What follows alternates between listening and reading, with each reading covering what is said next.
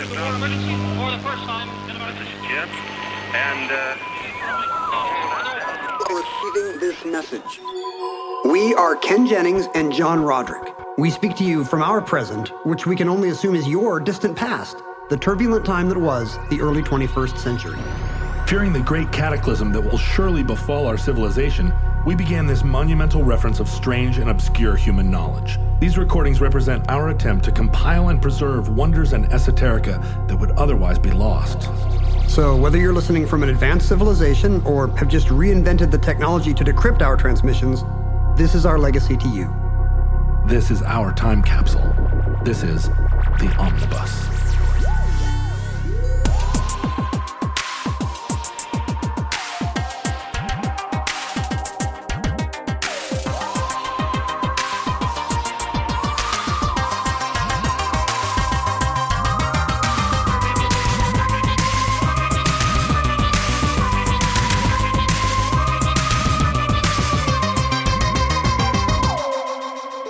You have accessed entry 823.PS5707, certificate number 25729, Nadia's theme.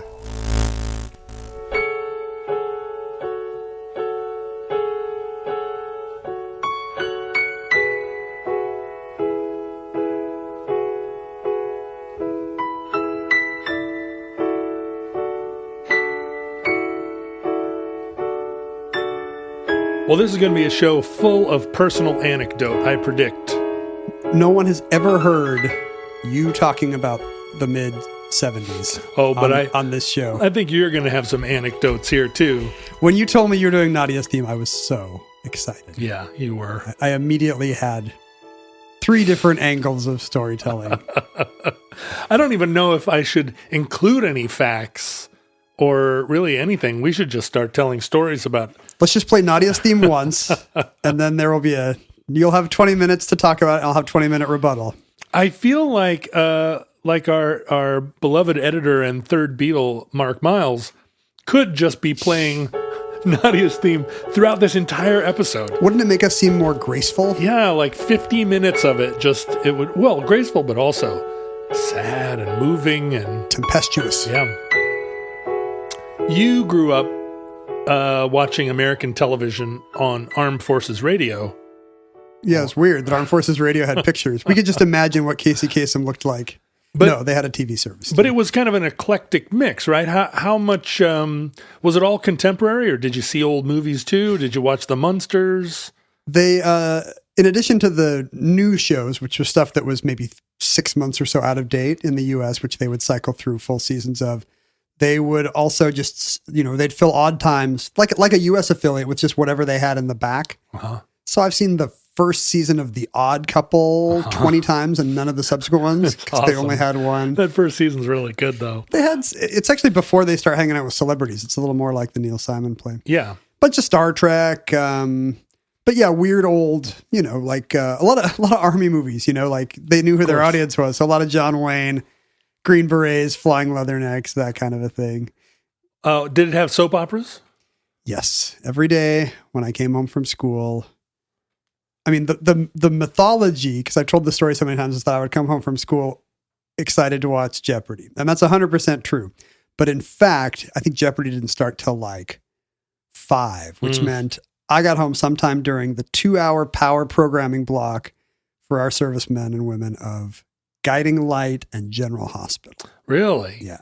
My babysitter had the 3 channels of American television, and one of them was doing game shows, Price is Right, all the way until the afternoon. Yeah, NBC had a full morning of game shows throughout the 80s, and CBS had Price is Right on, until today. Yeah, and Wheel of Fortune, I think. There was a daytime Wheel of Fortune on, I want to say ABC, but maybe I'm wrong. CBS? And then the soaps. So it was kind of depending on her mood. She definitely followed the soap operas. Oh, but she didn't have one of her programs that she always watched? I think she did, but it was before we got home from school.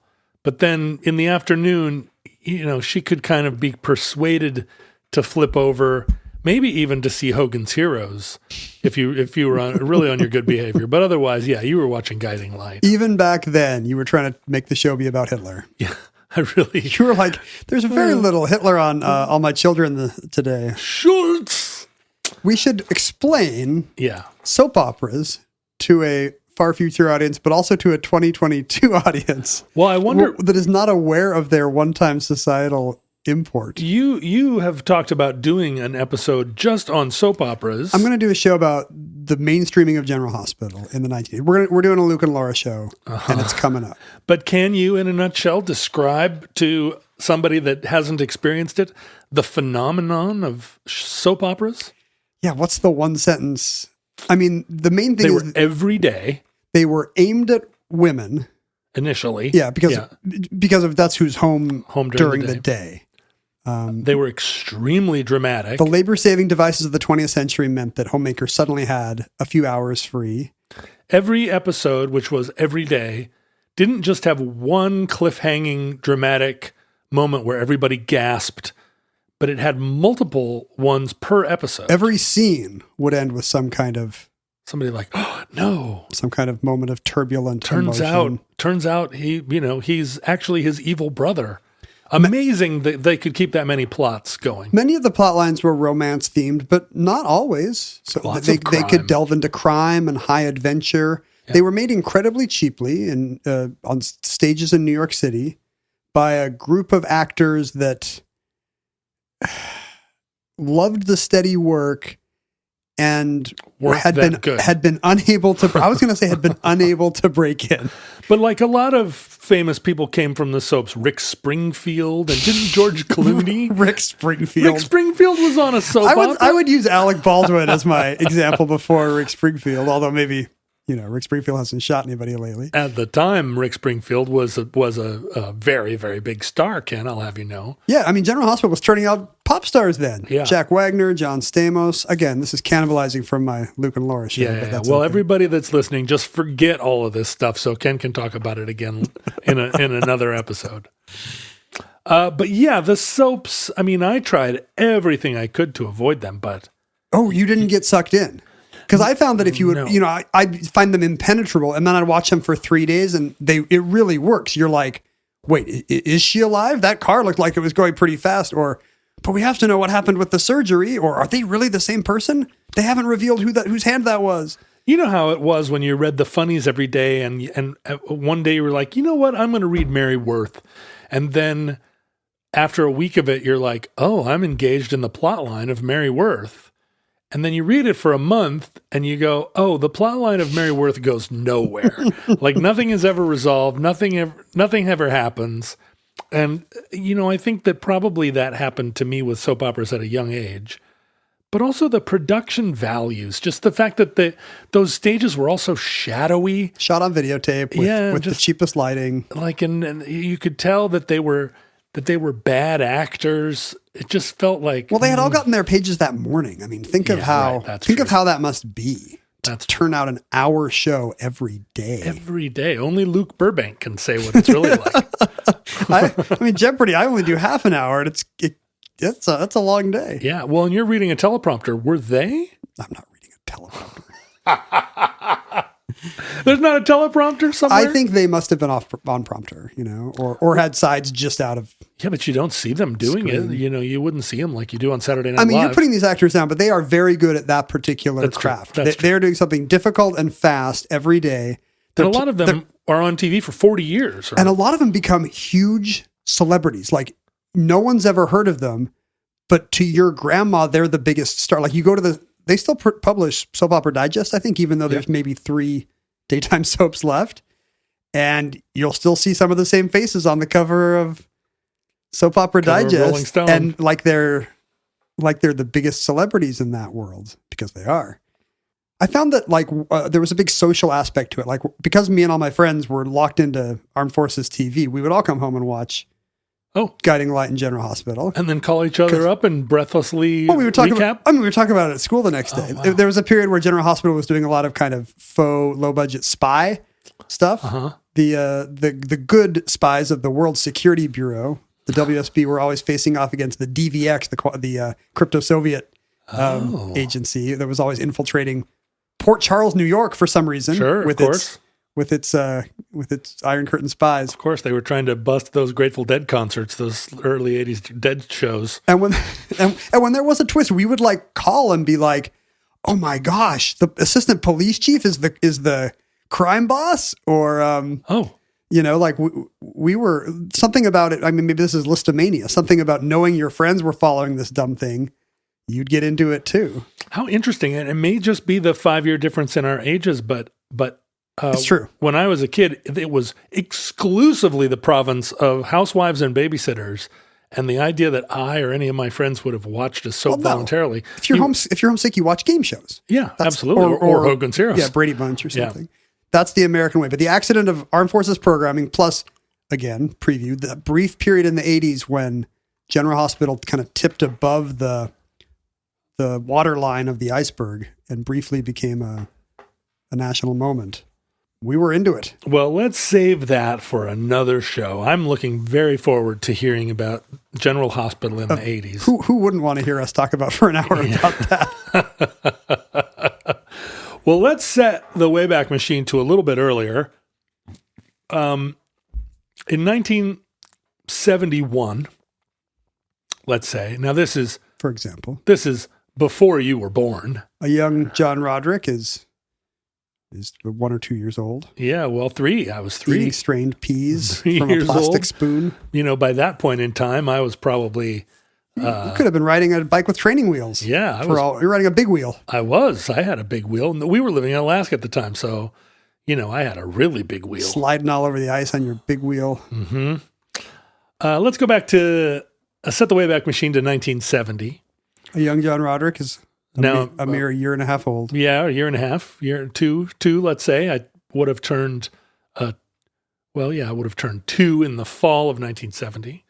Would have been, riding my trike. It was pre-big wheel, so I would have had a trike. I have a picture of the trike, actually. I had a little red trike that I can still, it's totemic for me to imagine it. Yeah, I think mine was orange because, my parents were iconoclasts. But I didn't want to stand out in the snow there. An author by the name of Glendon Swarthout. That's fake. Who was at the time, in his late 40s, maybe 50. He would have 52. Wrote a book called Bless the Beasts and the Children. And it was a kind of a little bit of an environmentalist novel. It was a little bit of sort of the... I was thinking the other day, one of the things that characterizes Generation X and all of the media that we produced as in our brief period as makers of sad dad rock and whatever else. We didn't get long. No, why did the boomers get 60 years? Well, there are twice as many of them as us. They outnumber us.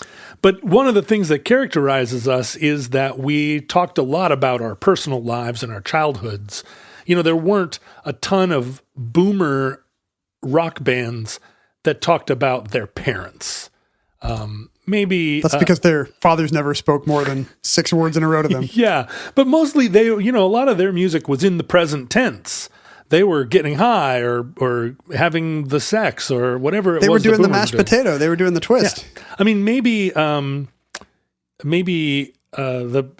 Cats in the Cradle is an example of a kind of. But that's why that's the example, because it's like no one had heard one of these guys sing about their dad before. Yeah, so sentimental. And maybe the city of New Orleans is about the death of the railroads, but for the most part, and even that was present tense. Yeah. But then all of our music and culture, Generation X, it was all, except for Friends, was all very, introspective and psychological. And Bless the Beasts and the Children was this kind of novel that was, it was about troubled kids, and it was about the plight of the American buffalo. It was, kind of a combination of all these 60s. I never read or saw it. So it's set in the 60s. It's not a period. I always assumed it was some kind of a frontier thing. No. It was a contemporary book, and it got made into a movie shortly thereafter. Right. No less a person than Stanley Kramer, the director. Maybe my least favorite American director. Is that right? Yeah, the preachiest. I like Judgment at Nuremberg a lot, actually. But you don't like Guess Who's Coming to Dinner? Defiant Ones. The Caine Mutiny? Actually, I kind of like the Caine Mutiny. But High Noon? Inherit the Yeah, Wind, he does these kind of stagey Playhouse 90 things that you're like, why is it? They just haven't aged that well. And I guess I watched High Noon not that long ago, and I was like, God, why don't you just leave town? Like, go. Yeah, I really want to like High Noon, and I'd rather watch Shane or Rio Bravo any day of the week. Well, Kramer read this novel, and he got into a bidding war. He really wanted to make the movie. Kramer from Seinfeld did this? Yeah, Kramer from Jerry, Seinfeld. I'm in a bidding war. It's a bidding war, Jerry. Wow. No, Stanley Kramer got into this kerfuffle trying to make this film. Must have been a hit novel. It was a popular novel, and it was a message book. It's funny. This guy's he's got an ecological take, even though most of his books are westerns, right? Yeah, The Shootist is the John Wayne movie. The Shootist is based on a book of his. It looks like, which I didn't know. And this has this. You aren't wrong that it has a frontier kind of tone to it. The plot was that a group of misfit teens were sent to a boys' camp called the Arizona Box Canyon Boys Camp. Oh, like a Scared Straight kind of a. Yeah, and they're all misfits in their own individual way. There's a princess, an athlete, a brain, a basket case, and a. Well, they're more 70s misfits, where they're like It's a dropout, a dropout, a dropout, a dropout, yeah, and a dropout. Truly troubled kids that get bullied. The other kids at the camp nicknamed their little squad the Bedwetters. They're all kind of abused by their absentee parents, or they are truly the troubled kids, not the comically troubled kids that you see in The Breakfast Club. Right. This is back when you could make a movie where kids really get brutalized. That fell out of fashion later on, maybe for obvious reasons, and maybe something was lost. but these kids really have a rough go of it.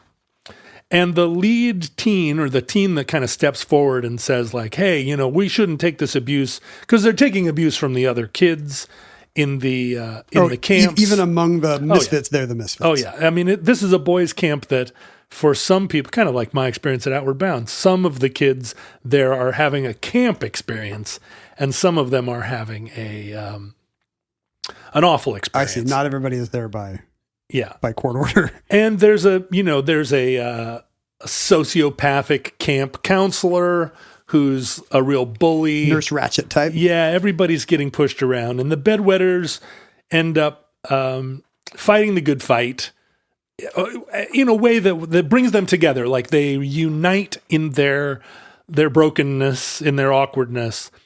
And there's a herd of buffalo twist that figures in the film. That is not the second act twist in many novels. Suddenly a herd of buffalo. I mean, and then it would really improve Catch-22. A herd of buffalo. No one expects a herd of buffalo, but it's kind of like the Electric Horseman. There were a lot of movies in the 70s that featured wild horses or some kind of mechanism where they personify or they exemplify the loss of the American West. Sure, right? It's the dying cowboy in Last Picture Show. Yeah, it's the sad Indian on the side of the road when you throw your garbage out the window. Right. It's just a way that filmmakers and culture makers had of communicating. Well, it's like the city of New Orleans, right? The train conductor says, "Driver 8, take a break." Well, the oldest people of that generation were dying. Like that was the time when the last living cowhands and the Native Americans who remembered that period the elders were dying. Sure. In 1970, a 70-year-old could conceivably remember a frontier that still had a little, Butch Cassidy and the Sundance Kid was, Butch Cassidy and the Sundance Kid, that was all early 20th century. So this was in living memory. Sundance Kid lived in 1937 if the stories are true about him surviving the shootout. That's like, they saw him, somebody saw him in a post office. A guy who looked a lot like him was buying something at Woolworths. But Butch died in the shootout's 1908. 1908, right. Anyway, and then so the kids identify with the buffalo. The buffalo are penned in. The sociopathic counselor is hunting them or shooting them. Supposedly culling the herd, but really he's just a killer. And these buffalo are, they need to be free. They need to be free to ride their machines. This is One Flew Over the Cuckoo's Nest. Yeah, it is. It's just buffalo instead of chief. And so the kids, take on the cause of the buffalo. I won't give away the ending, but there's a kind of tragic ending. Have you seen the movie? I have. Is it good? Well, so what happened to me in the 1970s, my mom, in the mid 70s, she had a boyfriend named Norm, and Norm was pretty Norm. He actually smoked a pipe. Classic 70s Guy dad smoked a pipe named Norm. And Norm had 4 kids, and the kids were my sister and I were in age kind of fit right into his group of kids. And he had a son that was the same age as me, but he and I didn't get along. His name was also John. But the son that was older than me, Andy, was considerably older than me, 3 or 4 years at a time when I was, 7 or 8 years old, I guess, and he would have been 12. Andy took me under his wing, and he was he kind of taught me to, I think as a younger kid, I was a little bit in a shell, a little timid. And Andy was the one that, we would roam the whole city. Like we would go get on a city bus. They lived in the U District. And he would just take me downtown. That's nice that he was. Oh, yeah. And he was a little bit of his mother had died. He was a little bit of a troubled kid. And we would get into scrapes. Like we would go into a downtown office building and Andy would light 2 smoke bombs and throw them in an elevator right as the doors were closing. Like a lot of stuff that maybe I should have, maybe as I lost my timidity, I shouldn't have learned quite that much about causing trouble in the world. You should have falsified some of the details so you didn't know how to make your own smoke bombs. Yeah, we got into a lot of trouble. He was the one that taught me how to pinch a Whistling Pete with a pair of pliers and make it explode.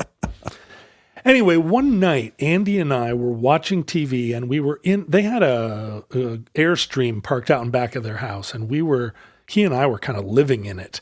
And there was a little black and white TV in there, and we were watching The Late Show. And they played Bless the Beasts and the Children, which at that time, the movie came out in 71. We would have been watching it in 75, maybe. And the movie just devastated me because it was about kids that were Andy's age. And it has it's any kid kind of maybe feels like a misfit. I certainly did. And in 1975 or 6, I definitely was still wetting the bed. So them being called bedwetters really resonated with me. But in particular, I remember the soundtrack to the film because it was extremely affecting. The title song is very catchy and memorable. So the title song was recorded by the Carpenters. Yep. And was a B-side that of a record that went to number 2, but there's a music video for it. 4 Non Blondes covered it on that 90s era Carpenters tribute album, I remember. And this is my brush with fame, sang it in my 5th grade music class. You didn't? Yeah, we had some music textbook that had a bunch of that kind of soppy Anne Murray sounding 70s stuff in it. Super soppy. Some actually radio hits like Bless the Beats and the Children, and some just kind of made up pastiche things that to this day I cannot Google. Like me and all my friends in that class can still sing every word to Sunny Lane, and we thought these were real pop songs because we were singing them in 5th grade choir. And then you Google these things and they don't exist because it was just one Houghton Mifflin music textbook from 1978. But we sang Bless the Beast and the Children. It's classic, easy listening, proto yacht rock, right? If you listen to it. The Carpenters version, there's just a lot of strings. It's really, really treacly. I mean, and Karen, the best vocalist of the decade, perhaps. And really, the progenitor of well, that's another word I should stop using, right? In addition to, what were the other two? I got to stop saying progenitor. Well, you should probably say progenitor. Or whatever. Maybe if you start saying it right, people will consider it a different word. drummer too, by the way. Were we talking about this on the show? Karen Carpenter? I just went down a rabbit hole of watching Karen Carpenter drumming videos for 2 hours. She was phenomenal. Good Lord. And they didn't want her to sit behind the drum kit. They wanted her to be out front because she was a beautiful lady.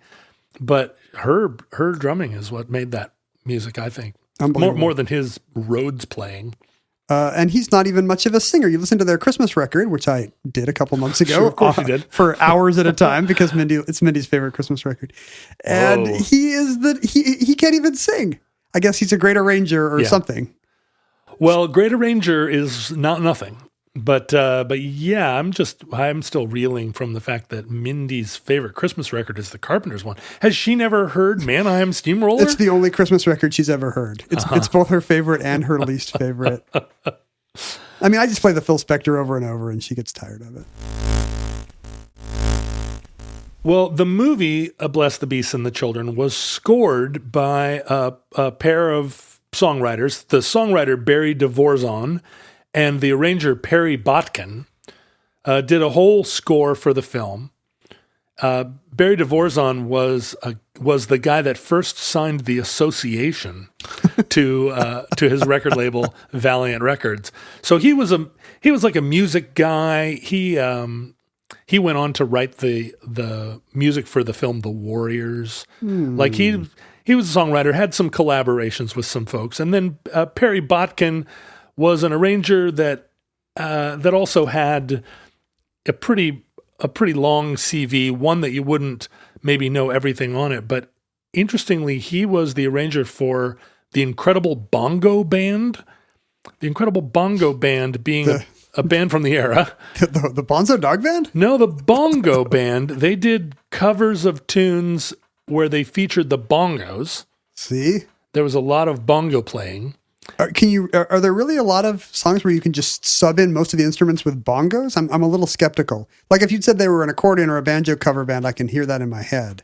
Well, I feel like you can't really replace most lead instruments with the bongo. Yeah, I mean, there are other instruments, but you do a lot of long drum breaks. And that's where Perry Bodkin made a lot of money in his life because some of those drum breaks were later sampled by rap artists. The bongo band classic breaks created one of the most famous breaks, the Apache break, that gets used in everything. And so Botkin's always like collecting these royalty checks. Well, let's see. Dvorzan's still alive. Botkin died in 1973. Botkin had no idea that he was going to receive his greatest fame in, or no, this is his son.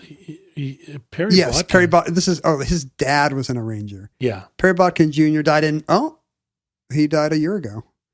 So he did live to see his. Oh yeah, he lived to see it, and every kid in Brooklyn and Queens love him. He was often very confused about what was happening. Although he continued to be an arranger, he wasn't sure about all this rap music and whatnot. But I am also unsure what's happening. So the two of them recorded this soundtrack to Bless the Beasts and the Children. And one of the kind of incidental music pieces was some theme music that they wrote for the character John Cotton, the main kid. He's the kid. And it was called Cotton's Theme.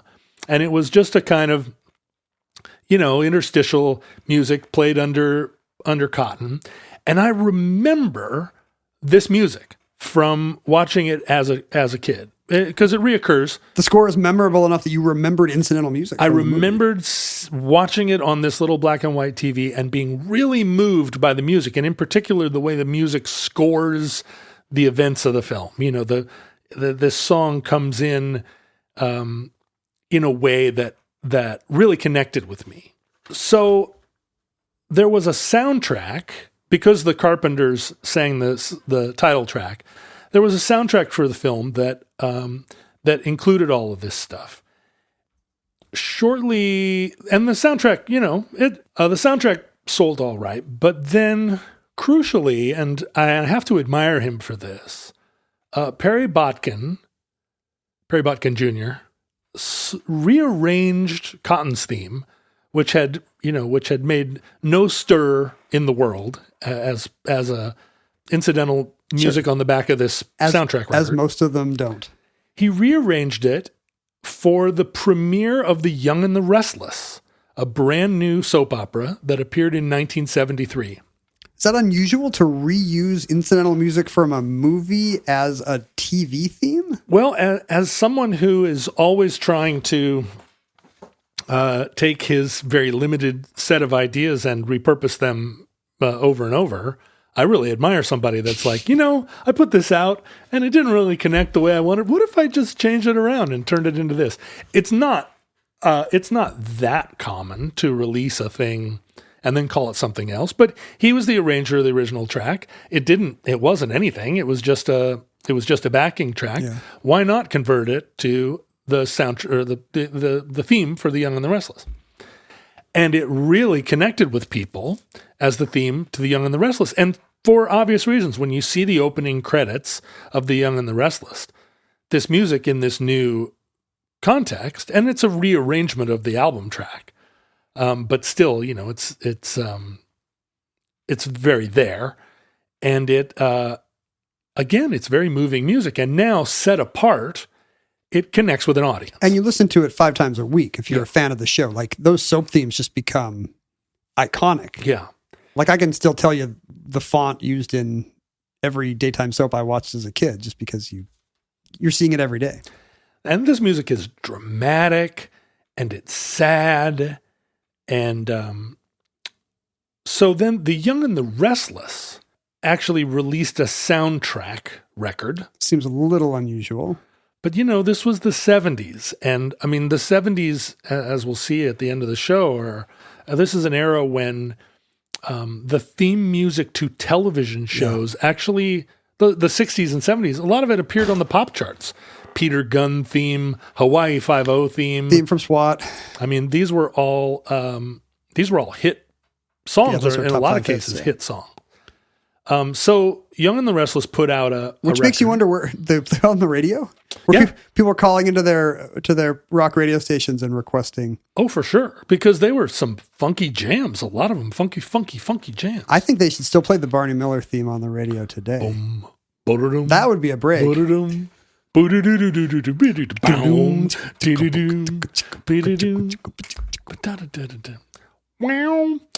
Speaking of wah-wah, in 1974, the soundtrack to The Young and the Restless came out, and the theme had been re-recorded by an easy listening group called Sounds of Sunshine.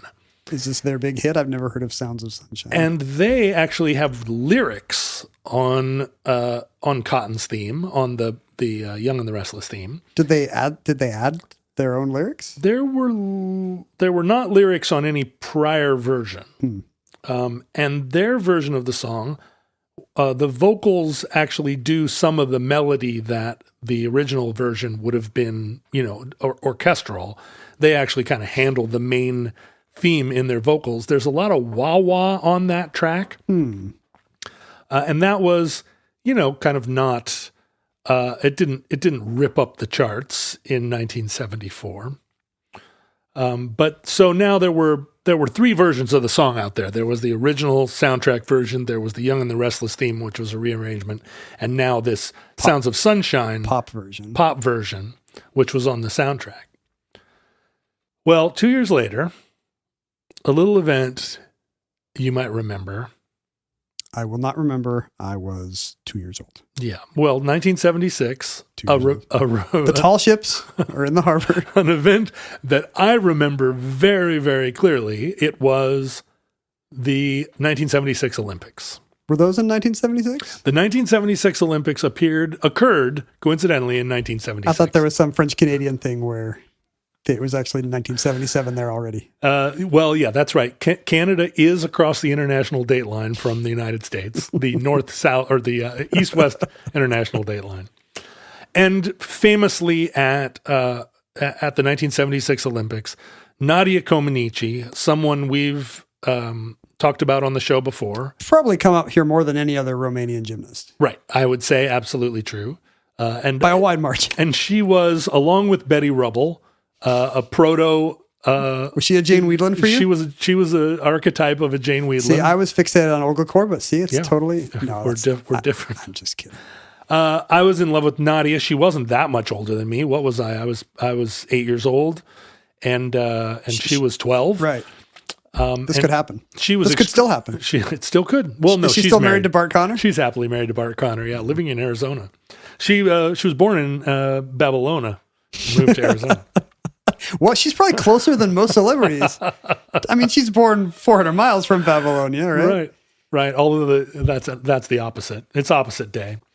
But so she won the first 10 in the Olympics, and then won some subsequent 10s. The first perfect 10, the perfect 10 ever scored in, I can't remember what it was. The balance beam. Yeah. That's what I'm picturing. The funny thing is, my childhood includes a very strong memory of watching the TV movie version of this. Oh, but not featuring Nadia, featuring a separate person. I don't know who played her. No. We'll get to that because it was. You know about this? Yeah, I did. Yeah, so I can picture the 1.0 coming up and the crowd being confused at the low score, but I'm not picturing ABC footage. I'm picturing this TV movie.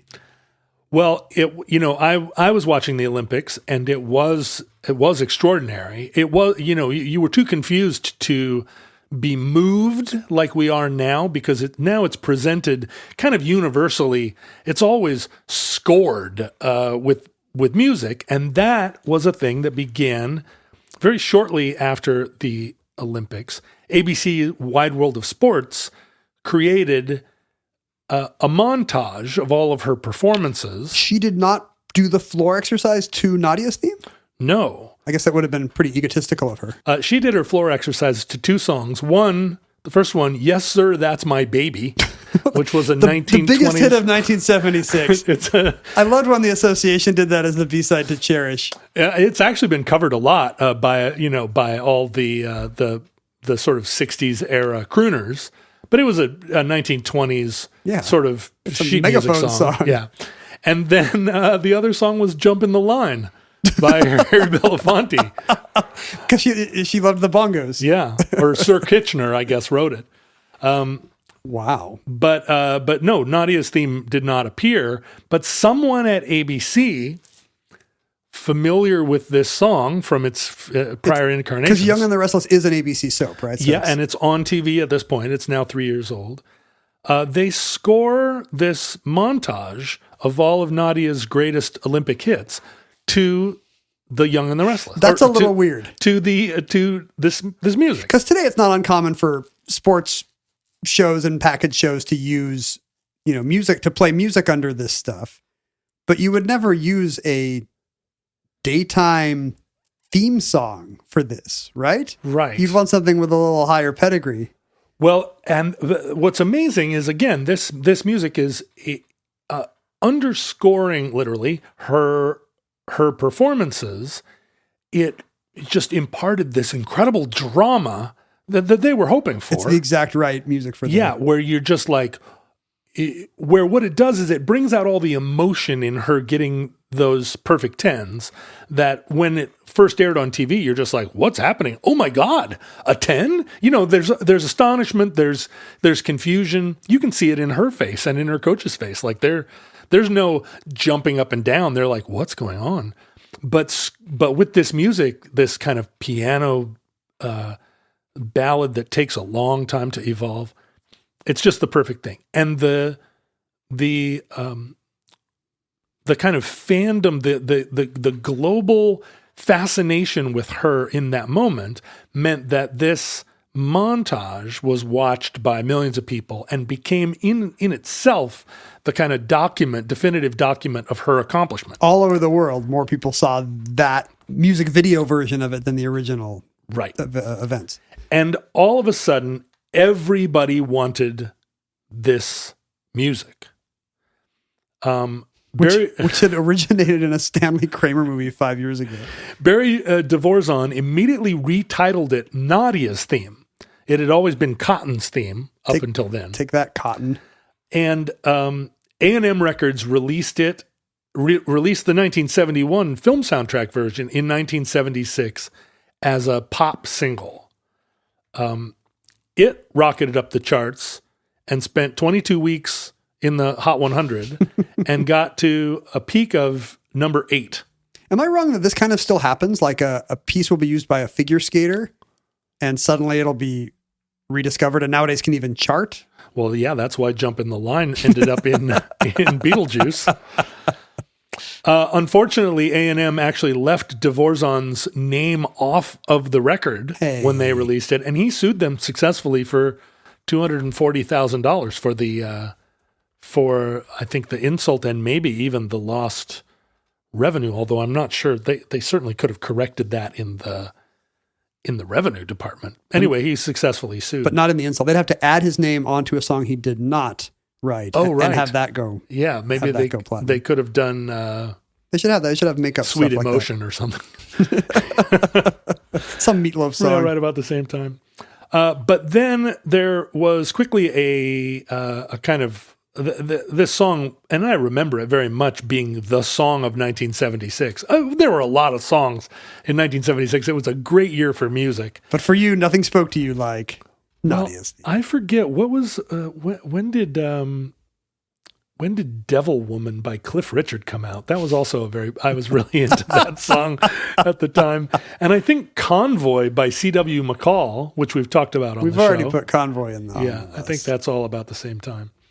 But right after, in October, a record company called Pip Records released The Sounds of Sunshine version of the song. They re-released the original pop version. Yeah, and then re-released the Young and the Restless soundtrack, both of which sold. Those were, trying to capitalize on it. Well, this must be weird for the Young and the Restless, which is now continuing to use as its theme song a pop song more popular as something else. Right. This is now Nadia's theme, and every week every day. Tune into the show and you're like, it's Nadia's theme. But I mean, I guess it reciprocates. Yeah, I'm sure they're happy to have the hit, but it's just unprecedented for a TV show. Well, also in October 76, Dvorzan himself releases his first solo album, and the solo album is called Nadia's Theme.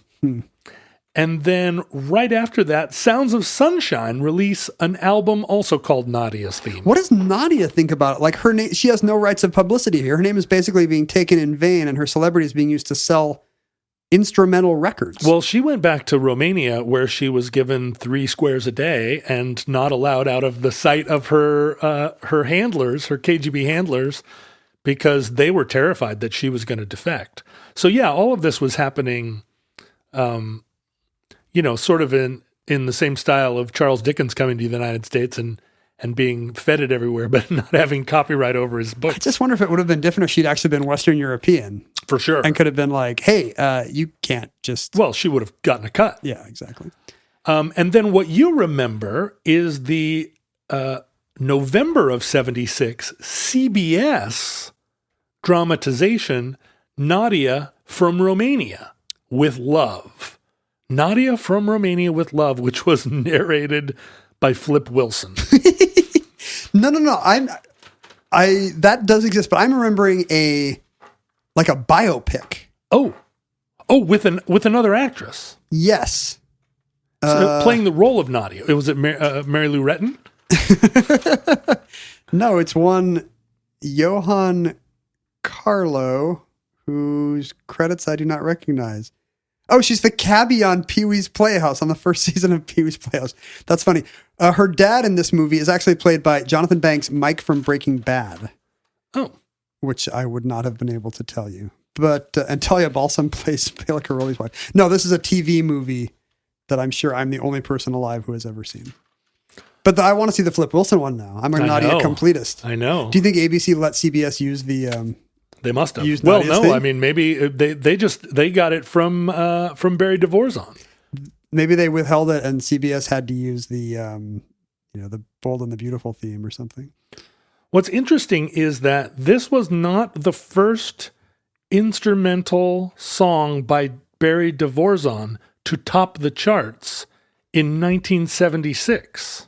What?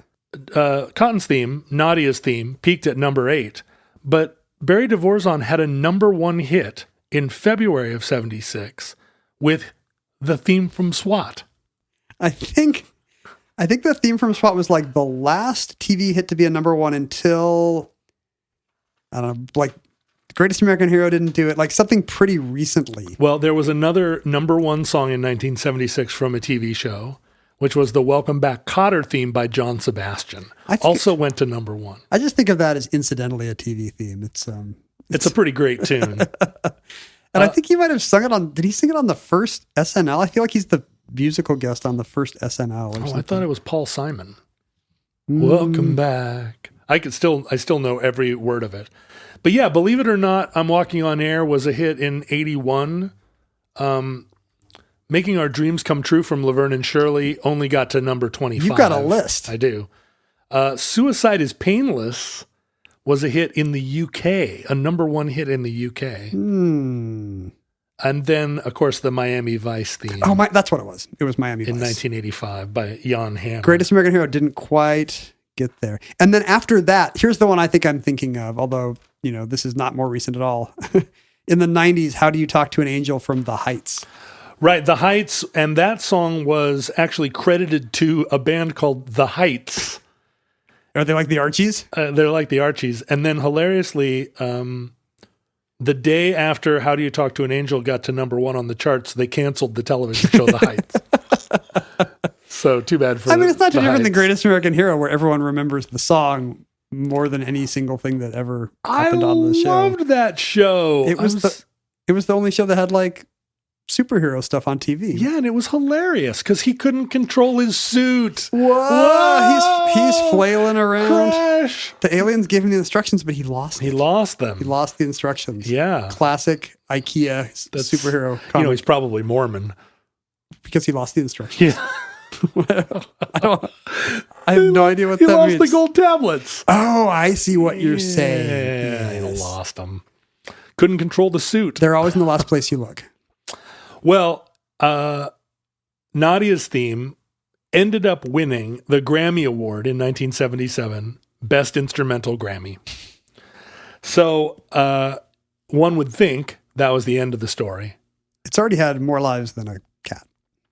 But in fact, it became the foundation many years later of Mary J. Blige's hit, No More Drama. No. Yeah. Is it sampled or? Yeah.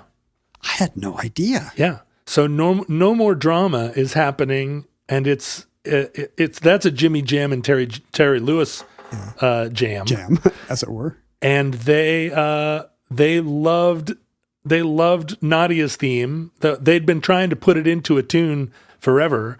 They came up with this backing track, and Mary J. Blige said, "Are you guys following me around? Because this is like exactly what I wanted to do next, exactly what I heard in my mind." I remember this because she actually says, or maybe I like the stress because I was young and restless, but that was long ago. She actually name checks right.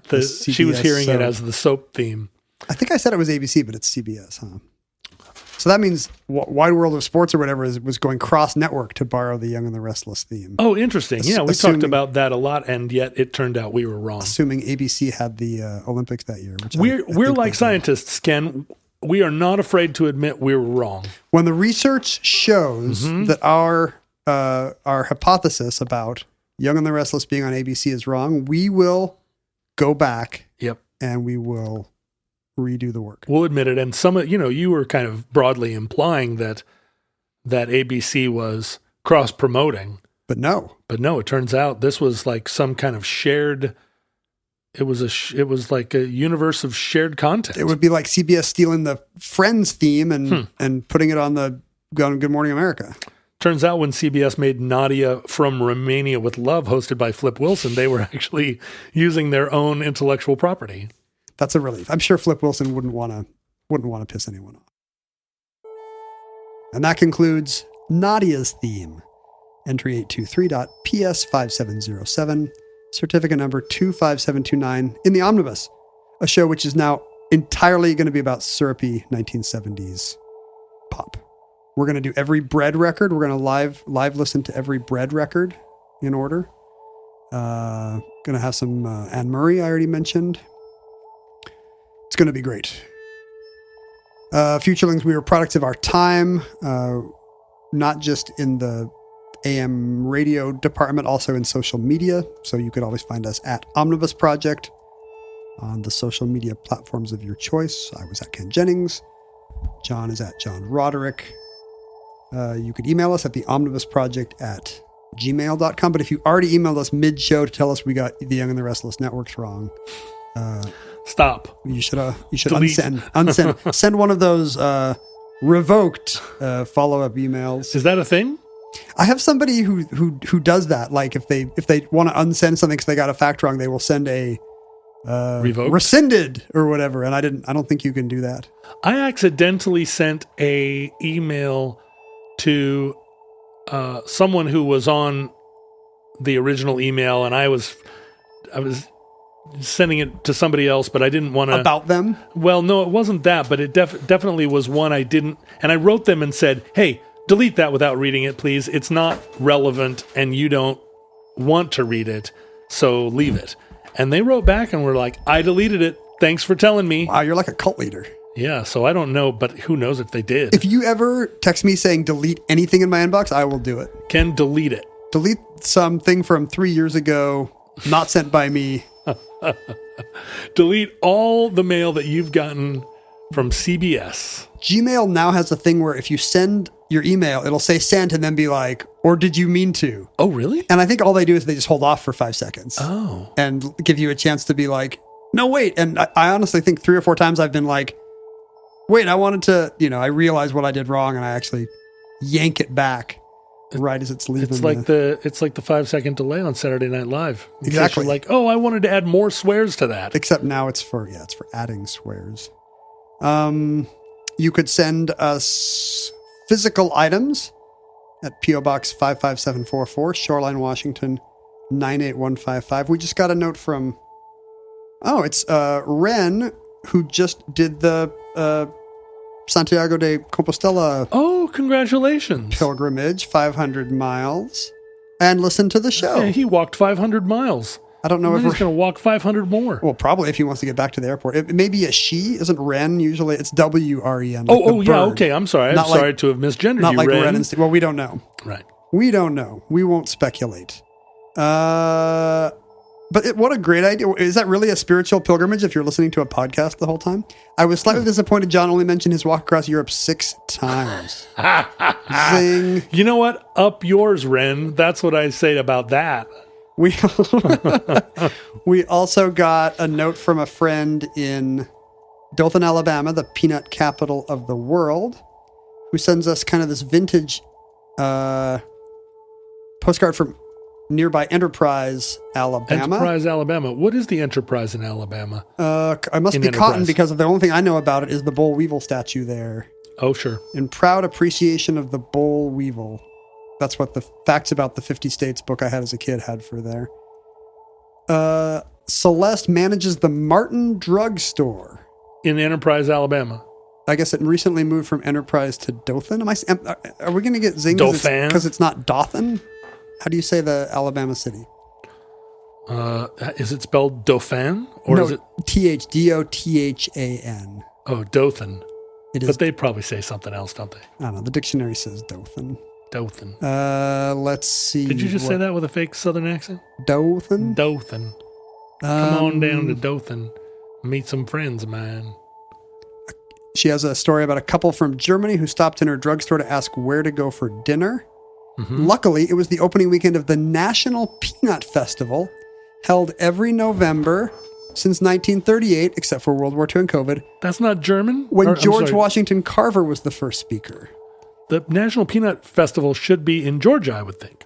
Except for, I don't know, wait. They like the boll. Oh, here it is. They love the boll weevil there because the Enterprise in Alabama is not cotton. The boll weevil forced them to diversify and become a peanut center. So the Enterprise of Enterprise is peanut farming. I get it. I still think that's kind of a weird thing to thank the boll weevil for killing all the cotton. Thank you, Boll Weevil. It's like, I'm so glad we got penicillin out of World War I. Thank you, Kaiser. Seems like Thank You, Boll Weevil is a Presidents of the USA song. Here's an exact quote from Celeste. I said, if you want Americana, you've got good timing, and sent them to the National Peanut Festival. Hot diggity. Thank you for letting us know. We also got Christmas presents. Oh. They're wrapped, Oh. and I don't know who from. They look like books. They do look like books. Are they heavy like a book? Would you like to open yours? Yeah, Yes. yeah. The heaviest one of all says Mindy on it. I don't know why. Oh. They're now sending gifts to my family. That's lovely. Yes. I'm going to read the note here. How to get a home divorce. Dawn with a W. Something for my airplane rides. Mm-hmm. And I got a copy of Mad Libs. Hey, there you go. I got Seattle-themed Mad Libs. You love them. And also a book of poetry called Other People's Comfort Keeps Me Up at Night, which is a pretty good name for a poetry collection. The poems have titles like On Children, How I Hate Them and Want to Corrupt Them. That's good. Dawn writes an ampersand, which is kind of unusual to use ampersands in written correspondence these days. I tried to do it for a while. I draw a mean ampersand. But her ampersand looked to me at first like the numeral 8. And I thought she wrote, John, wishing you 8 years a Merry Christmas. And then I realized she actually said, wishing you and yours a Merry Christmas. That does make sense. It's not like Hanukkah. There's not 8 crazy years every Christmas. And here is what we got here at the bunker. The Star Wars Life Day Cookbook. You got to celebrate Life Day with all the Wookiees and B. Arthur and possibly Alan Arkin? That's not right. My daughter is going to be so thrilled. Although, are these all fake? No. You're going to be making all those recipes. The Kabatha crisps, the Kjallstad fizz. But they're all going to be made with Earth ingredients like the stuff you can buy at Star Wars Galaxy's Edge. Yeah, let's see. Well, some of these instructions are actually in Elvish. Sorry, Art Carney, not... Alan Arkin would have been funny. I knew it was a Mike Nichols leading man. Art Carney. Oh, I miss him. Yeah, in a galaxy far away, you got to have Art Carney and Jefferson Starship. What could be more Star Warsy than that? I can't believe they haven't shown up in Book of Boba Fett yet. Jefferson Starship? Yeah. They could be Jefferson Star Destroyer. Yeah, there you go. See? And I didn't finish the thing, did I? There's also a Patreon that you could support. Would it kill you? Patreon.com/Omnibus Project. You've been listening to us talk about the Carpenters for free for an hour. Yeah. I feel like you could throw us a few coins. Right? Right? Right. Least you can do. Believe it. Future links from our vantage point in your distant past. We have no idea how long our civilization survived. We hope and pray that the catastrophe we fear may never come, but if the worst comes soon, this recording, like all our recordings, may have been our final word. But if Providence allows, we hope to be back with you soon for another entry in the Omnibus.